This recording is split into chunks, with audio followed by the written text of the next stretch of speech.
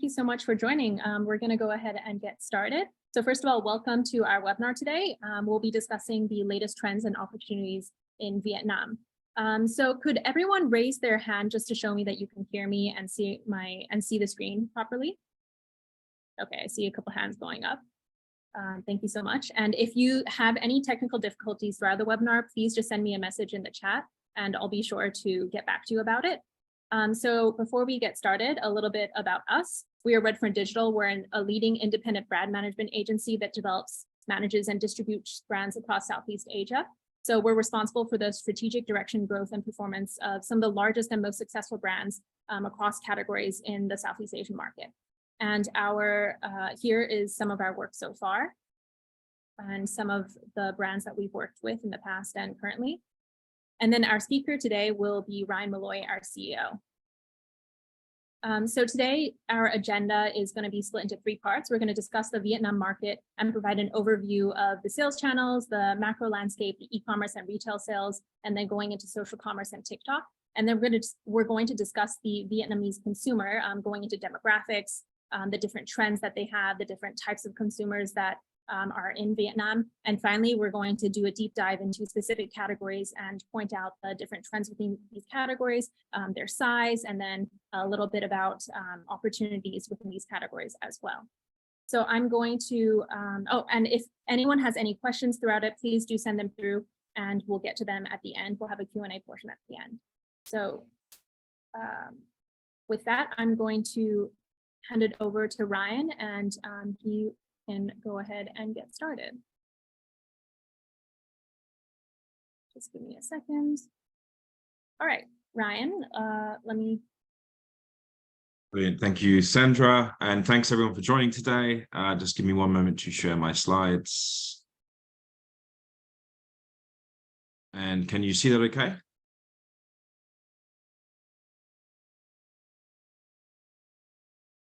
Can you see that okay, Sandra? Sorry, I can't quite hear you. Yes. Okay, brilliant. So thanks everyone for joining today. Today, I will be going through the latest trends and opportunities in Vietnam, a very interesting market. We're seeing a lot of brands are diversifying into Vietnam. It has a very young population, strong GDP growth, less competition currently, although that's probably going to change in the next 3 to 4 years, but it's a great entry point for brands. It is a smaller market than China, smaller market than Thailand for some of the categories as well. But it is having the growth that is promising for everything across food and beverage, mother and baby, nutritional health, and even some more kind of smaller appliance-based categories as well. So that's what I'll be talking about today. Firstly, let's look at the breakdown of the sales channels across Vietnam. So you have modern trade, Winmart, Lotte Mart, they're kind of the major ones. You've got general trade, which is still built up with a lot of wet markets. Then you have independent convenience stores that are also throughout the region. In terms of HoReCa, you have Megamart, E-Mart, and they act as independent imported food wholesalers, and they then sell through to the likes of the hotel and restaurant channels. Convenience stores, Mini Stop, Family Mart, and GS25 would be the biggest ones. Relatively competitive, I would say, out of all of these when it comes to new product development, imported products, but a great place to start as well. But obviously that means really developing them relationships with the retailers. And one thing that we've realized distributing in Vietnam, which is part of what our business scope covers and how we help brands, is building relationships with them on regional levels, down to city level and beyond, rather than working with them on a national level, especially for the likes of GS25 and Mini Stop is really important as well. So quite difficult, but again, great place for brands to start when they're trying to build up awareness. You've got traditional e-commerce. So the main ones are Shopee, Tiki, and Lazada. Shopee takes a much larger share than you'll see in other markets where Lazada competes quite closely. So Shopee is by far the biggest contender. Tiki has been doing pretty well, but in recent it's been very flat. And then Lazada has plans to increase their share significantly in the market, but still in comparison to Shopee, they're at about 20%. Social commerce, TikTok is the big kind of launch. TikTok really only launched in Vietnam kind of last year. That was really, you know, they'd had some beta modes, they'd worked with a few brands, but the store really activated around mid last year. I think it was in August. And so a lot of the data really has only come from them. But I'll talk about this store because they essentially want to be 50% of Shopee by the end of 2024, which is a huge number to put in the ground, stake to put in the ground, and they're quite confident in that. They've had some issues and run-ins with the government recently, but really one of the best places for brands to start up. We're seeing that across all of Asia. We've obviously seen that in China with Douyin, so that's an interesting one to look at. We have Facebook Marketplace, which is still the biggest when it comes to social commerce, but it's shrinking in comparison to the other competitors. Zalo Mini App, which again is acting more of kind of a C2C marketplace. It's not getting the traction that TikTok is. And then throughout COVID, the delivery applications or mega apps have done very well, right? So Grab already offers certain packages where you can essentially sell through them directly to restaurants and HoReCa. So they've almost become a distributor. You can do sampling projects with them where essentially you can give them 5,000 to 10,000 products. And they can then send them out across to restaurants, small, across key regions, Hanoi, Ho Chi Minh, Da Nang.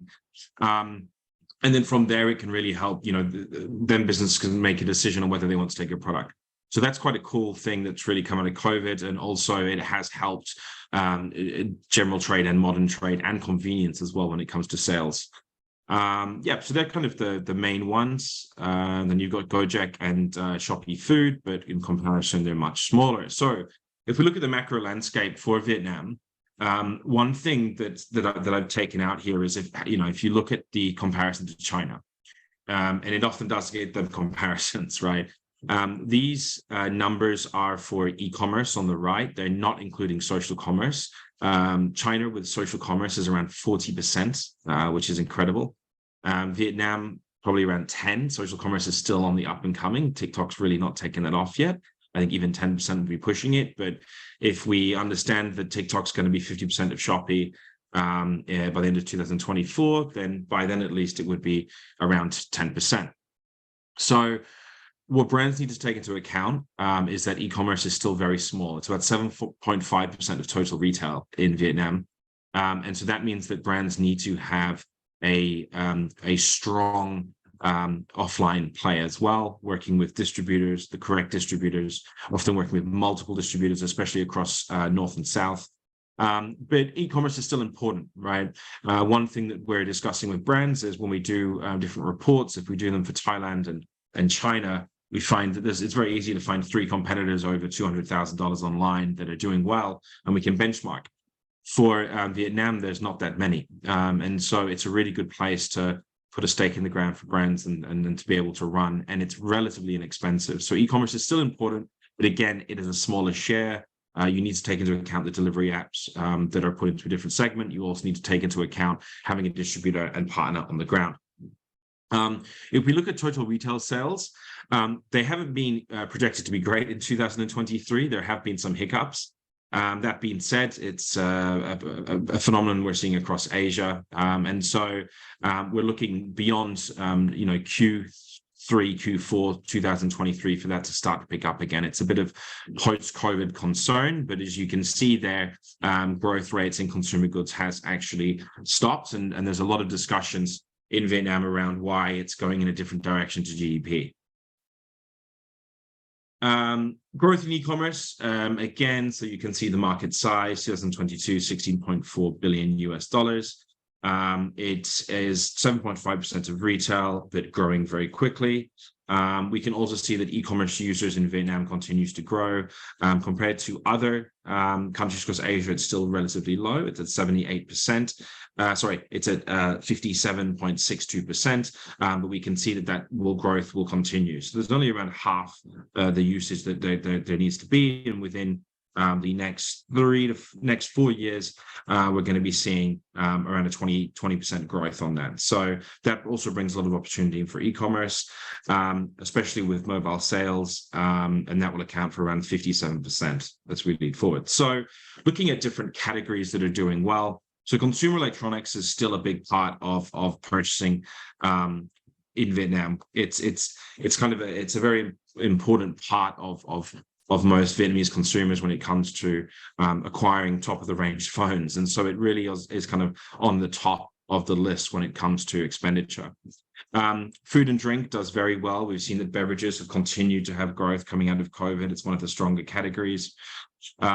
We then have the likes of apparel and footwear have done well.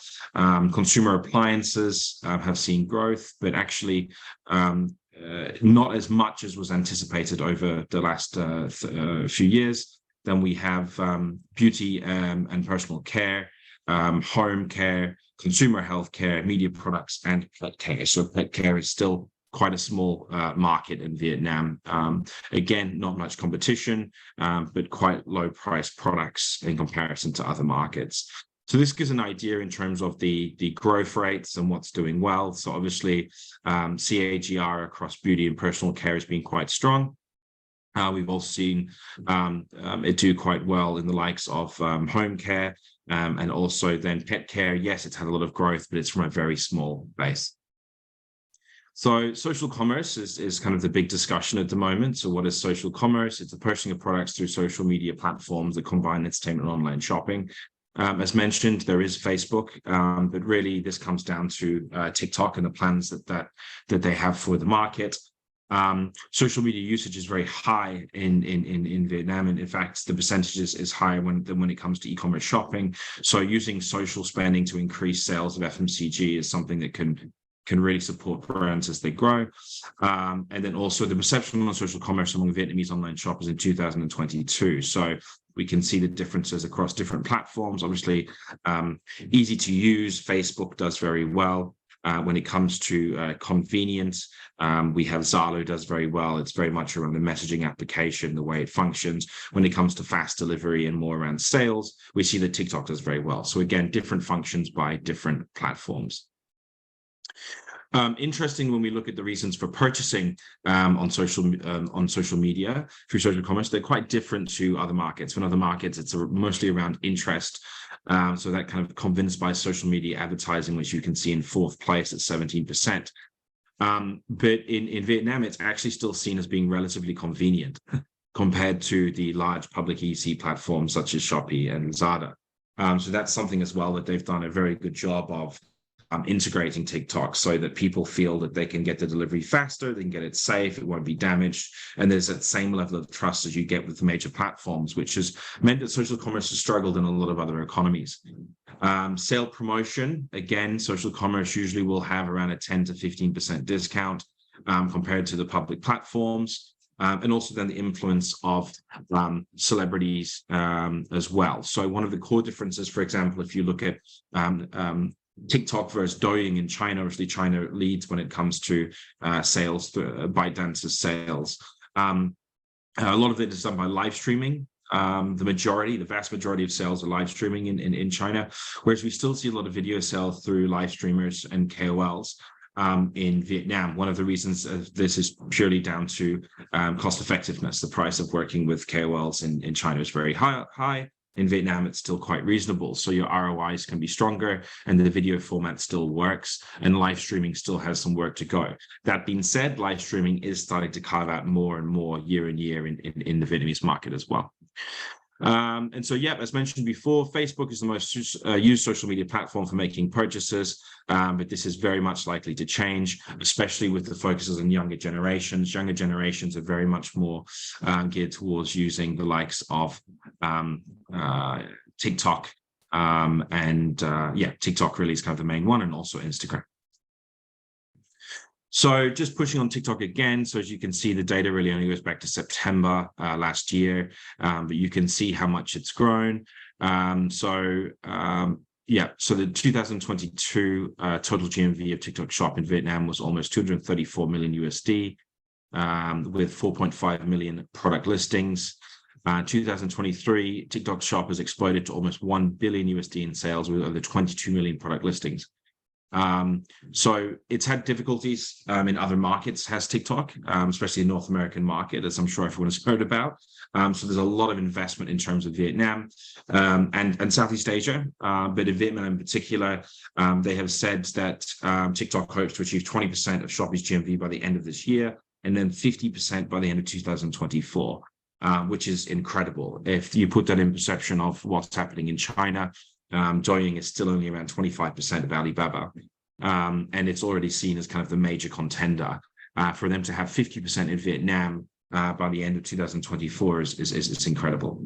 And so it's already surpassed Tiki. Before the main platforms was Shopee, Lazada, and Tiki in that order. We're now seeing that TikTok has already surpassed Tiki, soon to surpass Lazada, and is there now aiming for Shopee. And this all comes down to the rise of video formats. Again, we've seen this kind of change in format over a number of years, but it's really coming to a head now where you can see that TikTok has created the most successful types of video formats. They're short, they're very applicable to Gen Z. They get a message across very quickly, and they can stir up emotion. So videos are the most effective means of engaging in the Vietnamese market. In fact, for most of our clients, we're producing lots of video content that is fun, it's quick, it's engaging, it can link on multiple channels, but in particular on TikTok. Yeah, and this is something that's not going to change. It's very dramatic, just really starting out from around, kind of Q2 2020. This growth has just continued. So a little bit around the Vietnamese consumer. So it's a very young population. So that out of all of the markets across Southeast Asia, it is the youngest, if not one of the youngest. It has a current population of just over 100 million. Consumers aged between 15 to 64 of the 15 to 64 years old take up 68.6% of total population.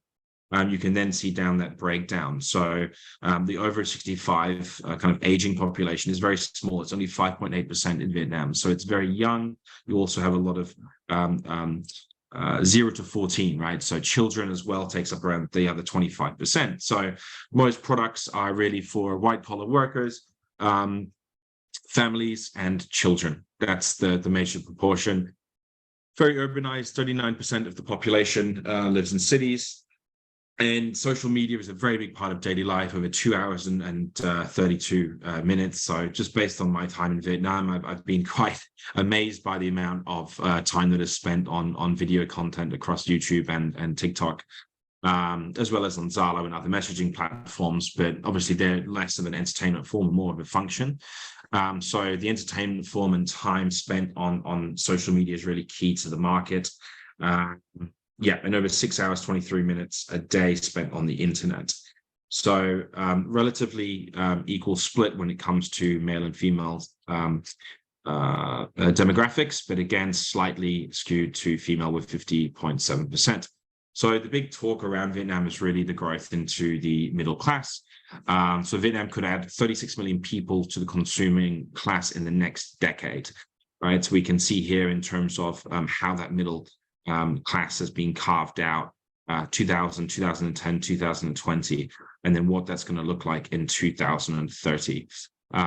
So that's really the big opportunity that comes with the Vietnamese market. As I mentioned before, there is a scarcity of products when it comes to competition, which is meant for brands that are now entering, although they won't be able to get the sales they can get in other markets, such as Thailand, Malaysia, China.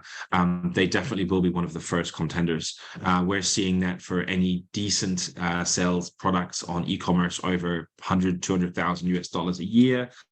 You're really only dealing with 3 to 4 key competitors, especially in subcategories, right? So RTD or CSD rather than beverage as a whole. So it produces a lot of opportunities for brands. And becoming a household name will mean that by 2030, there will definitely be a large middle class that's able to buy into a more premium brands as well, right? So currently, brands do range. We see, for example, in the beverage category, that pricing goes from around about 15,000 dong all the way up to about 40,000, which is around 80 cents to about $2.50. So compared to other markets, it's still not quite at that premium level, but we are seeing functional premium brands that are coming through, and they're going at 60 to 70,000, which is around $3 US, $4 for a beverage, which is definitely competitive when it comes to other markets across Asia, and is definitely premium when it comes to comparison with other markets across Asia. So the one big thing with Vietnam, I mean, if you look at Heineken, for example, they've completely separated their operations for North and South. They have different teams, different distributors. They're very different areas. So you have in the middle, obviously, Da Nang is kind of much more around tourism. It has an up-and-coming manufacturing capability, but again, much smaller in compared to Hanoi in the north and then Ho Chi Minh in the south. But one thing to take into consideration is really the differences in terms of culture, right? When it comes to fashion, clothing demands, drink preferences like tea in the north, coffee in the south, sweet and spicy in the south, salty and sour in the north. Differences in language accent, different in terms of weather, right, which is a big thing in Vietnam. So I think that's really important for brands to take in consideration. It is a market where having a regional play and trying to figure out between North and South first makes a lot of sense. I wouldn't necessarily suggest starting in Da Nang, or the middle area of Vietnam. Unless you're really heavily focused on the likes of tourism, the manufacturing is still quite far behind the north and south. So, and in terms of kind of larger cosmopolitan cities, Hanoi and Ho Chi Minh lead the way. So for a lot of brands, they generally will start with Ho Chi Minh in the south and then look for other partners in the north. That's kind of the trends that we're seeing. Some of the shifts in consumer demographics in Vietnam, we are seeing smaller households. So this is obviously something that we've seen across Asia. They're dropping in size from 4.5 people on average in 1999 to 3.5 in 2019. This is changing to different needs, product demands, increasing the adoption of pets. I would still say, as I mentioned before, that pet care is still quite small as a market in Vietnam compared to the likes of Thailand, China, Malaysia, but it is growing, as you could see from the previous data. But there are other habits when it comes to personal care, when it comes to furniture and other elements now that families have more space. When it comes to different appliances and things that matter more, and also when it comes to spend on children. So one of the most, I guess you could say, profitable markets that we have seen for foreign brands in Vietnam still really lies with mother and baby, as we've seen in other markets across the likes of China and Japan. In particular, we're seeing that this market is not shrinking, but it's definitely not growing due to people having less children. Mothers are definitely spending a premium on their babies in these markets, but which does lead to higher prices. But we've still even seen, due to oversupply, categories such as IMF that is just it's basically battling itself, right, and bringing down prices. So with that in mind, Vietnam is a premium market with a lot of babies and a lot of options for brands, and mother and baby and IMF is one of the key markets we're seeing moving there as a result of smaller households and a very young demographic. Digital natives are driving consumption. So as Vietnamese, Gen Zs and millennials continue to increase their disposable income, they're shifting consumption landscape, spending more time and money online and purchasing through new sales channels. So these consumers are young and passionate and are willing to spend more on self-care to improve quality of life. We're also seeing a driving connection between the emotion that a brand will have with Gen Z and then also the emotional connection they have and how campaigns are built around that as well. So that's been quite different to what we've seen in other markets, and that kind of functionality level for Gen Z has kind of accelerated in Vietnam much quicker. Small cities and suburbs. In the past, consumption has largely been led by the two largest cities, Vietnam and Hanoi. Hanoi and Ho Chi Minh City. But we are seeing that consumption is now spreading out to smaller cities. That being said, it's still a large proportion of sales will come from them two main areas, and especially when it comes to foreign market entry brands, it would be the place to start. So consumer optimism in Vietnam. So this is looking at the overall optimism in terms of the confidence in the country's economics. You can see that Vietnam is quite high, right? So around 64% of the population are optimistic of where it is going, which is a good indication of spending. That being said, this year has been a little bit tough, but we are seeing that change.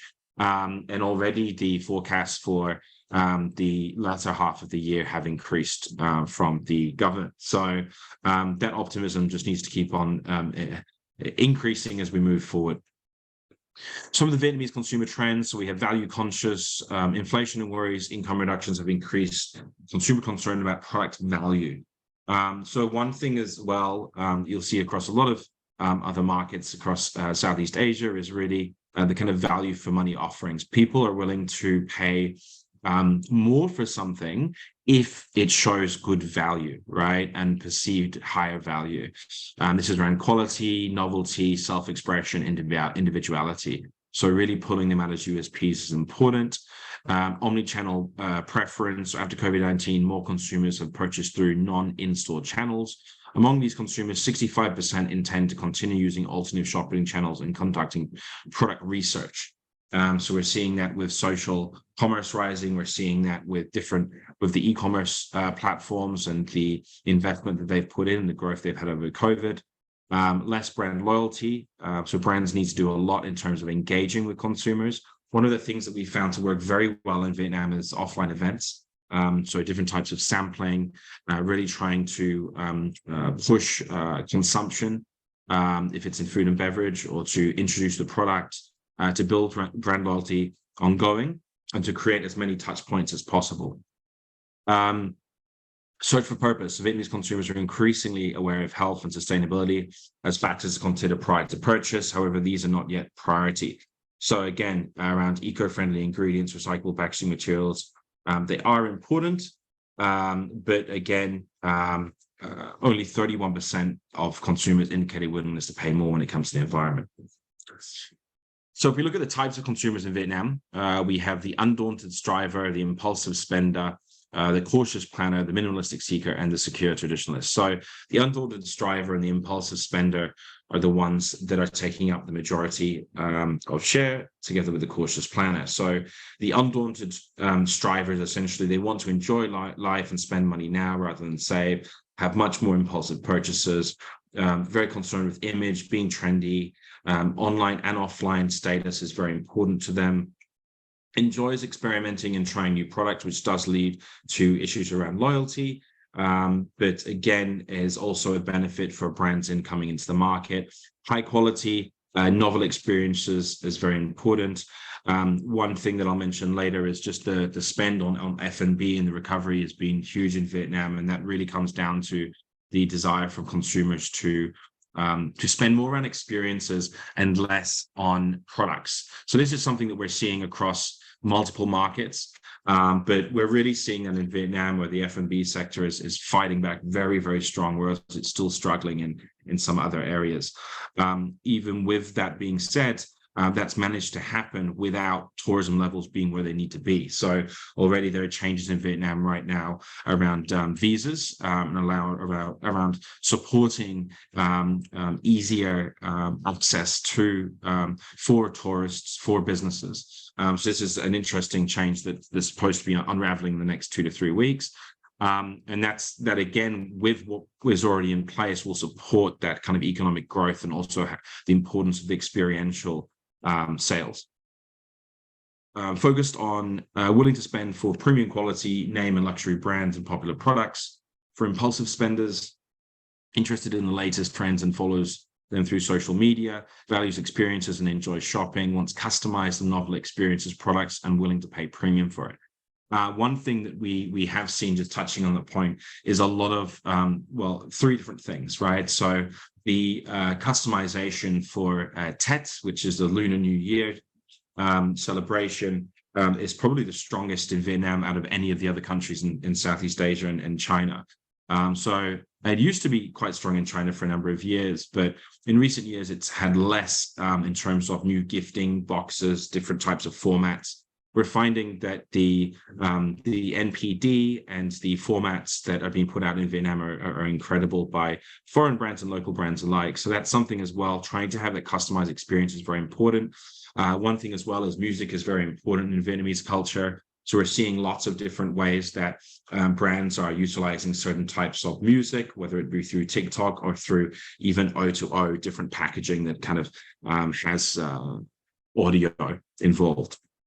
And purchasing factors include price, value for money, and quality, likely to make impulse purchase if the price is low. So with the others, we then have the cautious planners, the more cautious with money, won't make impulsive decisions, will want to know product features, often might be buying offline, looking for high quality, well-trusted brands, and will repeat purchase and be more loyal. So the top three really kind of balance things out. But as you can see, if you look at the minimalistic Seeker, frugal shopping habits, buying offline, simple lifestyle, looking for, they're all changing. And that's really the opportunity for a lot of brands that are coming into the market as well.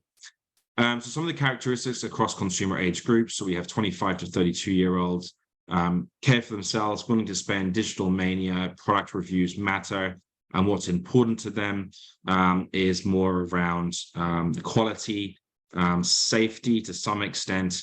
But yeah, when it comes to ingredients, brands, not as important. Reviews, very important, right? If we then go to 33 to 39, more rational, traditional, not a fan of online shopping, very price driven.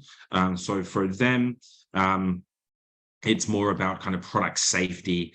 It's more about good ingredients and brand and really kind of feeling like it's a better quality product and less about that emotional connection and what do my friends say about it and what do influencers say. Then if we look at the 40 to 45 years, enjoys shopping offline for cheap and fun products, rational shoppers, values brand reputation. And really there, it's all kind of about quality, building out brand, again, good ingredients. And when it comes to price, not as much due to spending capability, but again, it needs to be a good deal. Okay. And one of the things I mentioned before, Vietnamese consumers love music. So we've seen that video format, as I mentioned before, is so popular in Vietnam. And really anything to do with customization. Here are a few examples. So Oreo, they released a Tet cake box that was not only a new flavor launch, but also included a music card that could be scanned through the phone to play traditional Tet music.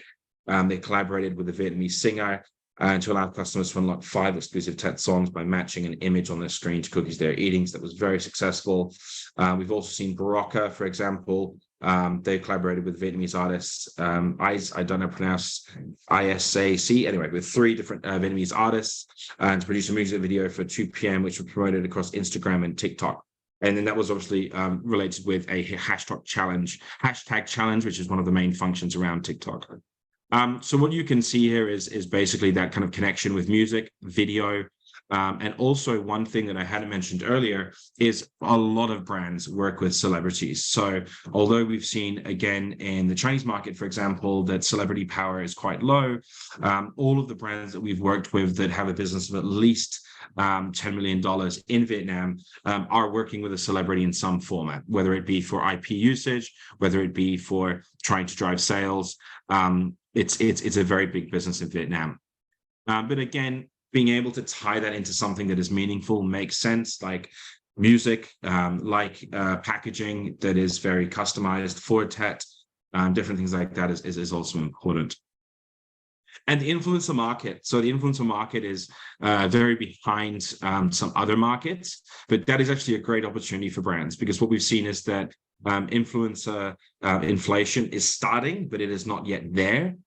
It means that influencers have not yet raised their price to a point where the ROI is not it's not attractive for brands. That's the first thing. The second thing is that there's still a lot of trust in influencers because they've not been commercialized to the level we've seen in other Asian markets. So 77% of Vietnamese social media users have purchased a product because of influencer recommendations. And that's something we've definitely seen. So working with influencers in China, for example, we found that the ROI and conversion has dropped. Store visitation stays there. People are interested, but they don't buy as much. In Vietnam, we do find that we can have a much higher ROI when working with influencers. Again, it does come down to the price and cost of working with them. But again, it's not yet got to that peak where it becomes quite hard to build a business from. Again, it's all about being less commercial, more personal. Product discovery is a big part as well for what KOLs are there for. Localization, trust and authenticity, and suggestions and discounts as well. So similar to what you have seen in other markets, but the reason I wanted to touch on that is the importance of influencers and the KOL KOC market in Vietnam is very strong, and it's still relatively in its infant stage, which is a great thing for brands to unlock. So now I'm going to jump into some of the categories. So it's interesting here to look at kind of the growth versus the size, because if you talk to a lot of consumer research brands based in Vietnam, they'll often say, you know, the electronics market is huge and the fashion market is huge. But then if you look at, for example, at food and beverage, they'll say it's still quite small. That being said, as you can see from the growth, it's a very different story, and that's what we're also seeing as well. So with the likes of electronics, although this is a huge market for online, right? If it comes to smartphones, other types of electronic appliances, it still is the leading market. We've seen a lot of brands from Japan and China doing very well in this. Japan, China, and Korea do very well in this space. But again, it's had a 6%, negative 6% growth. Fashion has continued to do well. So fashion is a great opportunity for brands. We have found, though, in fashion, again, trying to make sure that the styles fit very well on a regional level is important. And so compared to other markets such as Thailand and China, we found that trying to better understand the kind of fashion styling trends in North, South, Da Nang, and what people are looking for in terms of coastal cities versus downtown Ho Chi Minh, how that will influence what you sell. Toys, hobbies, DIY continues to have decent growth rate. Furniture, again, is in the early 2000s, 2001 was seen as this huge market, but again, now we're seeing a drop in terms of growth. Personal and household care, 6% growth. Food is up 18.9% growth in 2022. And beverages as well, small, but growth is strong. And do keep in mind that beverages as a category is always very small online. So it's very interesting to see how these have changed. And so lots of opportunity in food and beverage, lots of opportunity in MPD. One thing to take into account is how the kind of the taste palette of Vietnamese consumers can change. Products often that are quite sweet can do very well, especially in the South. Products that are more salty or more savory can do better in the North. And taking that into consideration when you're launching beverages and food is very important as well. If we look at, for example, the confectionery market, Vietnam, it does very well. Beverages, RTDs, very small at the moment, but growing. Coffee-related beverages, very good, but again, a lot of local competition. And beer, I will touch on. It's the 6th biggest beer market in the world. So lots of opportunities there, but also, again, with anything like that, lots of competition. So top performing categories on social commerce, changing a little bit, right? So we can see now that facial care, cosmetics is always the first one. We've seen this in all markets. It does very well when it comes to social commerce. Milk powder is doing well, hair care, makeup, non-alcoholic beverages. So they're really kind of driving that. Anything around a product that you can do a lot with when it comes to content, whether it be recipes, it'd be makeup tutorials, it'd be facial care and tips. We find that does well. 2022, FMCG categories with highest value growth on social commerce shopping among Vietnamese consumers. We then see milk powder is at 51%, non-alcoholic beverages up 53%, liquid detergent at 62%. That's an interesting one there. Hand and body care, 82%. So lots of growth in that sector. And then sun protection as well is another category that's doing very well. So we have a category deep dive. So if we look at dairy, just check the time. Yep, I'm doing okay for time. I better speed up. Dairy is doing well. We're at $11.8 billion market. Was important to Vietnam in 2021, a year-on-year growth rate of 12.4%. Milk powder is the fastest growing segment by sales volume, again in 2021. within Vietnam's dairy industry, followed by yogurt and liquid milk. So yeah, higher income, increased awareness around nutrition has really done well for dairy products. And there you can see milk consumption in per capita with Vietnam, Thailand, and Singapore. So there's still a lot of room for growth for Vietnam, but you can see how this is projected to grow in terms of the retail sales of the dairy industry in coming years as well. So this is something where lots of room to growth. It's about nutrition. It's a great opportunity for brands to play into that place. Another one would be food and packaged food. So $15.2 billion sales market. Within e-commerce, packaged foods, the largest subcategory was baby foods. So again, that comes under the kind of packaged nutrition, purees,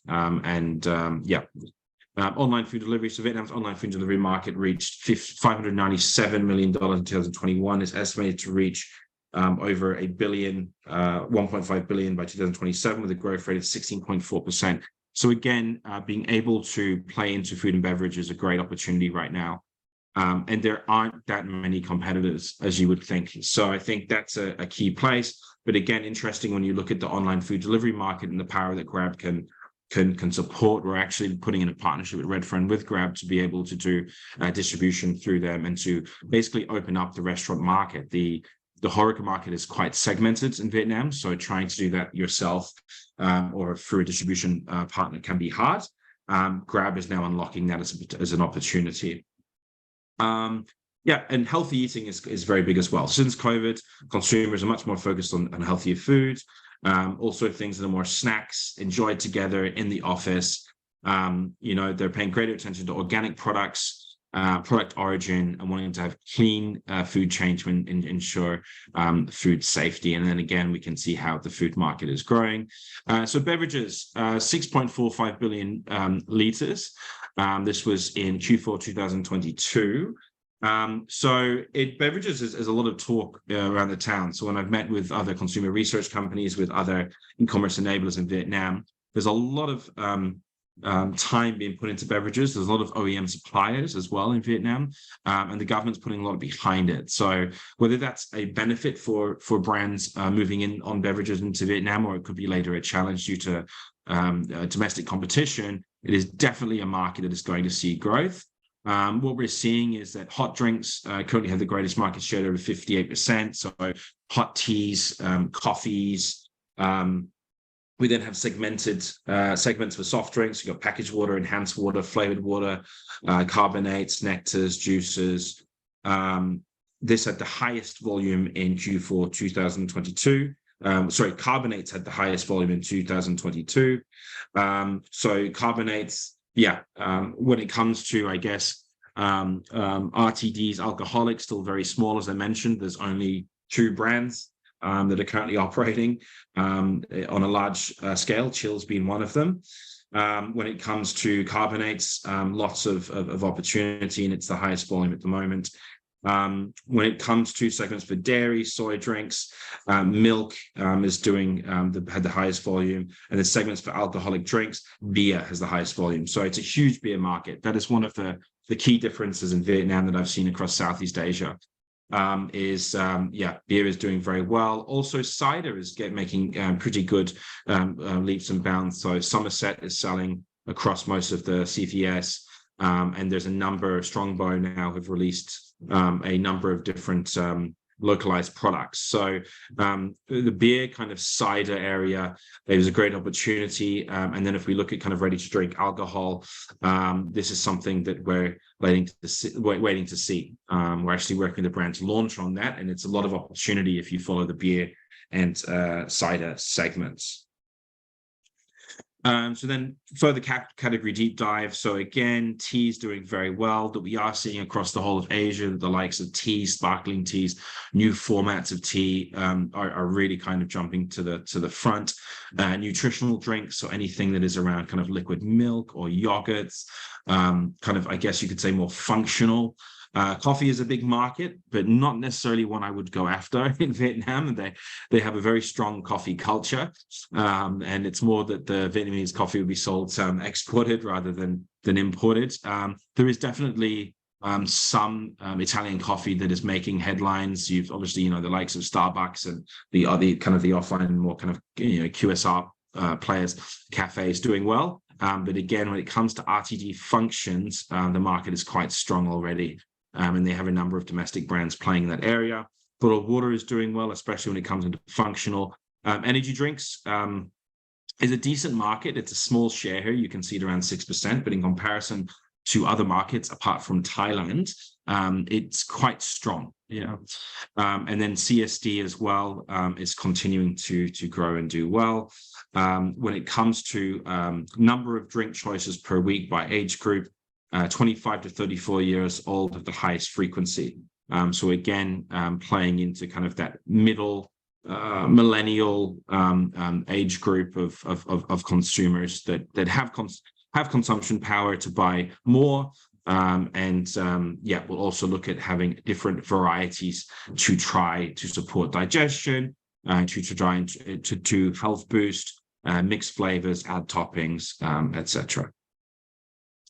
And there's lots of varieties. So you'll find that a lot of brands, one of the things that I'd found that very interesting when I first went to Vietnam was really looking at, say, for example, Milo has done so well. If you look at other markets across Asia, Vietnam, it's really succeeded. And so that's a product that would struggle in the likes of, say, China. So product formats and differences, Vietnam really has quite a unique market, and brands need to consider that.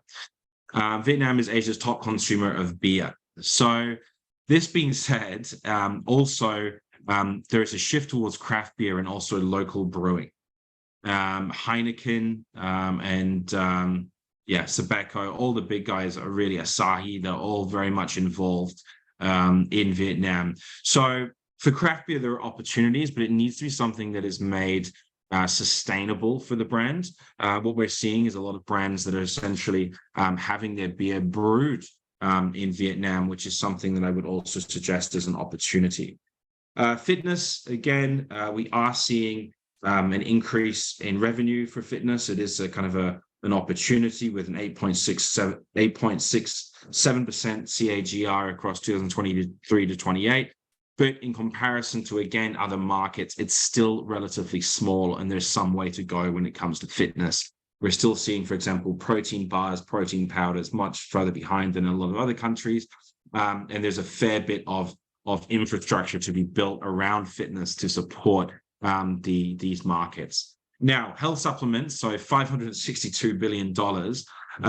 Unfortunately, there's no way of how can I say, segmenting current sales. So if you look online and if you talk to most of the agencies, that's the number you're going to get. That being said, it does also include herbal traditional curing items. So if you look at the other categories, it's obviously impossible for it to be that big, especially when it comes to what we would kind of look as the supplements or kind of, vitamins, different things in terms of that nutritional health area. It's a little bit hard to segment, but again, it's really splitting consumers' minds to foreign brands, which are non-herbal or kind of your more traditional dietary supplements, and then you have herbal. And the main things that people are looking for is improving and strengthening immune system, stress relief to improve sleep, improve skin, hair, nails, aiding digestion, weight loss as well. So again, things that we're seeing across different markets. One thing that is again across a lot of Asian markets that we see that we don't in others is this prevention of health risks and the importance of that, right? Beauty and personal care is an area that's doing very well. I must say that this market is heavily dominated currently by Korean and Japanese products, right? So that's something to take into account. We found distributing, for example, face masks in Vietnam. It's made things a little bit tough because the Japanese have face masks at such a cheap price. It's around 30 cents per pack. And so it's a big market. It's growing. There's a lot of opportunity. It's one of the only markets I would say here that's probably under forecast. The average monthly spend on makeup and skincare among middle-class women in Vietnam is currently quite low. It is definitely due to grow significantly, and price points as a result of that will raise. What we are seeing, though, is there's not yet a kind of premium luxury market in beauty and personal care. That is something that is bound to change, and I think that forecast will look quite different from personal experience that we've seen in the market there. But again, it really also, you're very much competing with Korean and Japanese brands that have a very strong foothold in that market. In fashion and apparel, so 6.5 billion revenue in apparel market, revenue growth of 3.83%. What we found is that a lot of apparel is made in Vietnam. So when we've talked to large brands, essentially they have a decent market there. But again, it is growing, it's doing well, it's relatively affordable because a lot of products are made in the region. But again, it's still smaller compared to other markets such as Thailand and China. So yeah, here we go. And that's what we talk about here in terms of the price per unit and how that's been affected as well. So baby products. So baby products is being separated very differently in comparison to other markets. So it's only at 645 million US dollars in the toys and baby market. But again, the definitions of baby products also changes because we'll find that packaged foods, baby packaged foods such as purees and ready to eat meals will often go into different categories. That's something to take into account as well. But again, very strong market. The age of children between 0 and 12 counts approximately 20.8 million children. New mothers, especially from Gen Z and millennial generations, have very high demands for premium baby products. So we found that there's IMF brands that are selling at 30-40% higher than they would in other markets such as China. So a lot of opportunity. Baby milk has led the market both by value and volume. So baby milk covers a number of segments. So just growing up milk, so IMF, then you've got special dietary milk, follow-on milk, first stage milk, etc. One thing when it comes to baby products in Vietnam, there are very strict rules around advertising. Just also as we see in alcohol as well, actually. So all of the alcohol market has very strict, especially ABV over a certain percent. But then you also find that baby products, the same thing. So for brands, when they're looking at how do they grow this market, they need to take this into consideration. So pet care is having a lot of growth, but again, it's a very small market, right? So I know brands, many brands that are relatively small to medium doing this in other markets in Asia alone as one brand. So it's something that is on the rise, but again, there's still a little bit of time to go. If you look at the offline pet segment, you've got a lot of kind of Mars and Nestle, so Purina and Pedigree. These brands are really kind of leading the market. Again, it's a great opportunity to start and be the first mover, but sales are still relatively small, and there isn't much in terms of market size. A lot of what's done at the moment is split between pet shops and Shopee. Okay, brilliant. So I think I went a little bit over time there, but yes, I think we've got around 5 minutes of questions, so apologies for that. But yeah, Sandra, I'll hand back to the floor. Thanks everyone for their time. Hopefully we can get through some of the questions before the end. But yeah, if there's any other questions around Vietnam, Thailand, Malaysia, China, Hong Kong, then please do reach out with questions. All right, Sandra, do we have any questions? Yes, we had a couple, and then I think, like you mentioned, we don't have that much time, so I'm gonna just jump into it while I set up the Q&A slide. So the first question is, let me just pull it up. 1 second.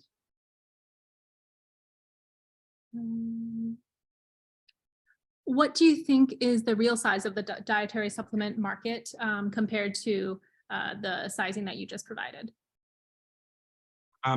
That's a very hard question. So if we look at most of the categories, right, they're kind of ranging. So if we look at, for example, skincare, you're at about 2.3 billion. We've got fitness is around 500 million. We've then got, I think pets is not really a great one to look at, but apparel, you're around 6 billion. I would probably say it's in the range of around 2 to 4 billion, which is significantly less. If we look at the supplements market in Vietnam from sales data, it's still not as far along as you would see in, for example, other markets like China and even in Thailand. So it has a lot of room to growth. We're seeing that some brands have done well. Some of the big Australian names, such as Blackmore's have entered the market, Swiss have entered the market. We know, for example, that sorry, what is their name now? The German one. It's skipped my mind now, but one of the large German nutritional health brands as well. They're all kind of entering the markets. If you look at the top 7 international brands in China, they're already in Vietnam, but there's not many players underneath that. And there's still a lack of MPD when it comes to kind of gummy formats and things that we've seen in other markets. Lots of opportunity, but again, I would probably put it in the range of definitely being under a $5 billion market. And a lot of the others being attributed to kind of more herbal medicinal rubs, etc. Thank you for the answer. And our next question has to do with e-commerce platforms. So we discussed a little bit about the different platforms at the beginning, but the question was about which platform should brands focus on when if they decide to launch on e-commerce first, and whether TikTok should be the first option, or they should consider other e-commerce platforms first. I think it's similar to all markets, right? So the major public platforms are important. In Vietnam, it's quite clear cut when it comes to Shopee being the major one, right? And so Shopee is a must. When we look at a brand, we say, okay, is this personal care? If it's personal care, then Lazada definitely has legs. If it's in some other types of categories that maybe don't fit in as well, Lazada is more premium. So usually you'll find like kind of more premium personal care, female orientated products will always sell better on, well, not sell better, but equally as good on Lazada for the size of it has in the market. Shopee is kind of the number one. So for most brands, it's usually now Shopee, Lazada. And due to the low startup costs in Vietnam of launching online, it's suggested that there's no issue in having both of these, right? That being said, obviously, Tiki was kind of the third option. That's now changed. So with TikTok, the difference is that you're able to grab eyeballs and attention much easier than you are on the likes of the major public platforms. Major public platforms, essentially, people search often, right? They go there with intention. And so it's harder for new brands. They can use different display ads and other types of SEO, but without that out of platform marketing, it's difficult. So that's where TikTok has become quite strong. TikTok also has stronger regulations, believe it or not. And so it's actually some categories such as alcohol, irrelevant of the ABV, very, very hard to sell on that platform, if not banned completely. We also find mother and baby as well. There's difficulties, though, to be fair with IMF, there's difficulties on multiple platforms. So again, I think it's understanding the category. Shopee would definitely be number one. And then Lazada and TikTok would depend. And I think we're just about time. So let me try and squeeze in one more question. Which distribution channel should my company look at first if we're not going through a local distributor? Sorry, can you repeat that again there, Sandra? I just missed you. Which distribution channel should a brand or company look at first if they're not going to go through the local distribution route or the local distributor route? Yeah, so I think modern trade's a good one, and then CVS, convenience. They're really the places to play. Convenience, though, you need to build a good relationship with the likes of Family Mart. So I think that would make the most sense. We know that, for example, hotels, restaurants does very well. The suggestion I mentioned about Grab is great. That's something that we've been utilizing. The issue that you find with distribution in Vietnam, it's very on an individual level, right? So you're dealing with individual restaurants, with chains, individual regions, districts within cities, and that makes it very, very difficult. And so it comes down to essentially manpower and the distributor you're working with. So trying to get into kind of one of the major chains in modern trade, I would do first. And then after that, set up e-commerce. And then following that, I think it would be to work with the likes of the delivery. But again, it depends on what platform, or to go into kind of a more segmented vertical platform as well. I think that could be an option, but it depends on the category. Food and beverage, I would say modern trade, try to get into the likes of Lotte, try to then work with Grab to get into hotel, restaurant, and then also have your e-commerce channel set up. It's around, for most categories, around $1,000 to set up. an account. And there's a lot of e-commerce enablers that work on commission basis, or they work on quite a small service fee. So it's a great place to build that recognition as well. Mm-hmm. And then another question, just our last question before we end out the webinar. For packaged foods, you mentioned safety and quality is important for consumers. Are you seeing packaging from products illustrating certifications of safety or quality? And then what can a brand do to create trust regarding the brand within the food category in Vietnam? Yeah, so it's a great question. So what we do find is that a lot of brands are, and I don't know whether they're repacking in Vietnam, but they do have very targeted packaging for the market.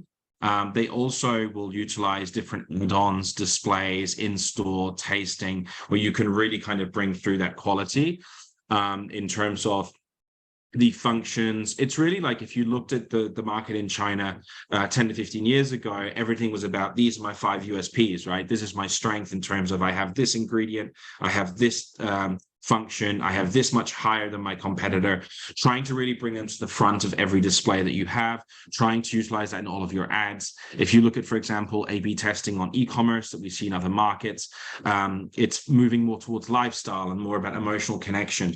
But when it comes to safety and quality, it's still bringing out the core ingredients that really matter. That's something that can help. In terms of certifications of safety and quality, there are a number that the Vietnam has, but you need to go through the regulatory. There's a number of different regulations you can go through. If there's any questions around that, I can follow up. Having certifications is great. It always supports. But before that even happens, I guess it's more about, is the ingredient that my food has of benefit, and can I show that it has a functional health support, or that it's of higher quality than what a consumer can get in Vietnam? I think that's the major thing to do first before even getting to the certifications. If we look at, again, in other Asian markets, certifications is huge. It's around 50% of the job is getting certifications to support the product is organic, to support claims when it comes to testing. But with Vietnam, it's more about being able to show and demonstrate that.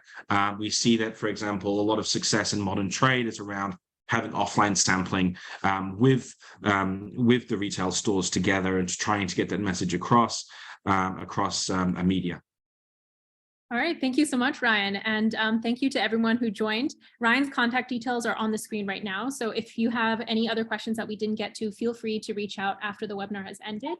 And then our next webinar is going to be on Market Entry 101 into Vietnam, and it will be held on Wednesday, the 26th of July, 2023. And more details of that will come in the next week or so. So please do have a look out for that, and we'd love to have you join again.